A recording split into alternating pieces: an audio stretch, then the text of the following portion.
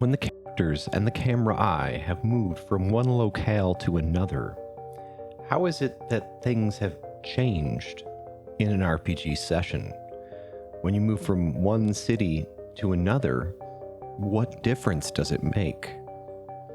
What's the difference between forest and desert as different sorts of wilderness? Or for that matter, even when the adventurers arrive at the site that will be the locus of the adventure, what's the difference between a cyclopean maze of ruins in a jungle and a labyrinthine system of dry caverns in the Underdark?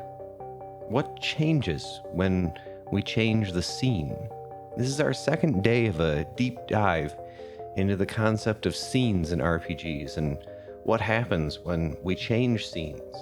How do we make that presence of the locale felt? If you're new here and you're just getting your bearings, this is in fact the first video that will be published on my second channel, The CGA Speaks, a place for more casual and talky content, something closer to podcasty stuff, while the more prepared videos that you may be accustomed to on my main channel will continue to be posted there. This video represents a part of RPG A Day, which is a game jam within the online RPG community on its 7th year running, where we get together to post daily about what enthuses us in the hobby as we follow through a map of prompts that bring us to different ideas that we'd like to speak to. Here, in my CGA universe of content, I'm taking a little bit of a different tack and speaking specifically about ideas that I'd like to share with you. These are questions and challenges to, I'd say, improve your skills. I'm calling them the 31 Etudes in RPG gaming. If you'd like to see more of this, then go ahead and subscribe to this channel, and if you're new to my content in general, hop over to my main channel where I have thoughtful videos that pursue topics in the hobby on a level and an intellectual rigor that you may not be accustomed to in other places in the RPG sphere on YouTube.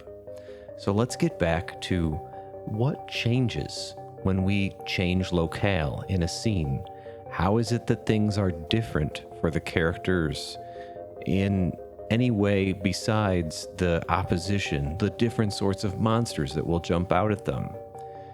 Now, one thing that I've learned from playing 2x20 RPGs is that scene changes can have overt declarations about them. When the characters arrive at a new place, when a storm descends on an otherwise placid journey, it's an okay place to actually break the fourth wall a little bit and describe how this trait entering the scene will have a game effect. And the characters' clothes are literally getting soaked in a physical way if it's getting stormy. Their hats are blowing off their head. And I think it pays, in terms of immersion, to sometimes be transparent about what the effects of these various conditions might be.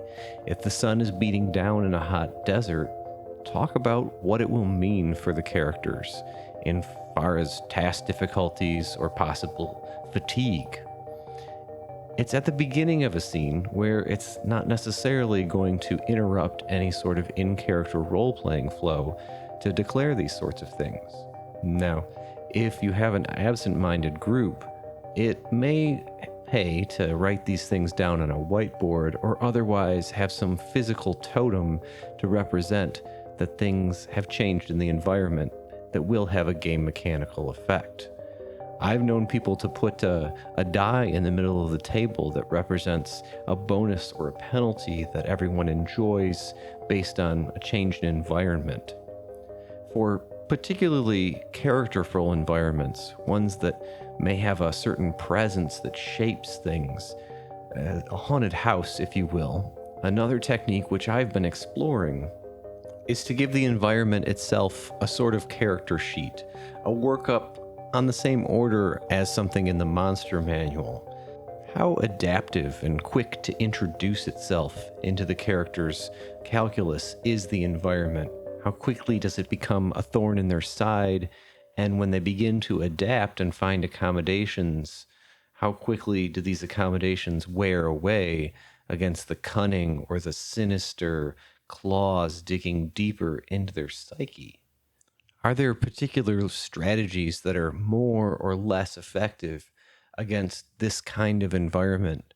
Some haunted houses will be especially vulnerable to the use of religious iconography or the use of salt on the floor to wall off whatever haunting presences there are. Some environments might be particularly strong against certain sorts of player characters. A profane tomb of a lich lord might be particularly offensive to certain clerics, and it might get under their skin. In the same way, an alien species player character serving in Starfleet who might have a lineage as some sort of plant-based life form might particularly suffer in an arid or especially hot environment. How badly does the haunted house or the dire desert hurt the player characters when it does get the better of them? Even though these interactions with the environment take place on a longer time scale than most traditional combat systems, it's interesting to note how the stat block for a monster in combat has so many of the same sorts of data points that could be useful in sketching out the behavior of an environment.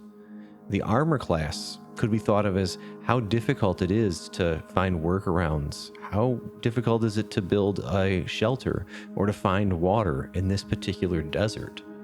Where a monster has hit points that define how long it can last in combat, it can be thought that an environment has a certain amount of things it can hide, hidden dangers that lurk around corners, and at a certain point, even a novice character, someone who's not a ranger, will start to learn the environment and be able to keep themselves safe from its tricks. This is sort of like the hit points value in that fashion. I can further imagine that there may be jungles with lots of nuisances like biting insects and slippery roots, but the real apex predators or sinister infections working their way into sores may take them time to find their way to an adventuring party cutting their way through by machete. In this fashion, it could be that the jungle has something like a lower initiative modifier. I'm not saying write out a sheet with the same sort of numerical precision for each of these challenging environments, but if an environment is going to be the centerpiece of a session or even a part of a session, then perhaps one of the ways to prepare this in your notes or just in your mental process as you go to sleep at night and think about what will happen in the next session is to answer these questions that are very similar to the stat block in the monster manual. How quickly does the environment react? How difficult is the environment to overcome? How many hidden turns does the environment have before it is mastered? And what special events can the environment muster up just when the characters think that they know all of its tricks? What changes when you go to someplace new in an RPG session? If you enjoyed this video, then I would encourage you to subscribe to the CGA Speaks, a place for my less prepared and more podcasty, talky content. And of course, check out the main channel, where the more prepared and thoughtful videos that you've become accustomed to dwell. And of course, please do check out other folks who are participating in RPG A Day. There's a lot of stuff that goes on that's really great during this month, and it will bring your spirits up in these times where the hobby has at times been a little bit acrimonious of late. Thanks.